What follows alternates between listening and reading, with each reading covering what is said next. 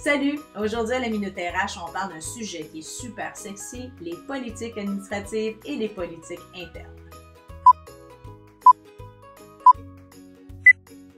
Lorsque j'accompagne des organisations, bien entendu, c'est toujours un axe justement de la gestion des ressources humaines que je vais aller valider au niveau des politiques administratives. Lesquelles sont mises en place? Est-ce qu'elles sont diffusées? Est-ce qu'elles ont été révisées?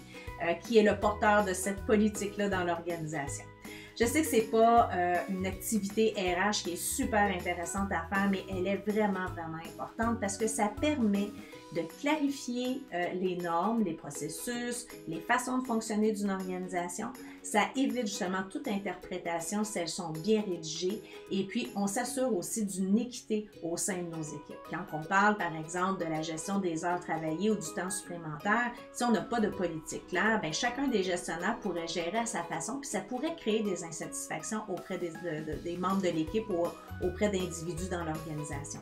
Il y a des politiques aussi qui sont obligatoires quand on pense à la politique sur la prévention du harcèlement et la gestion des plaintes. Donc, c'est une politique qui est obligatoire, peu importe le type d'organisation et le nombre d'employés que vous avez au sein de votre organisation.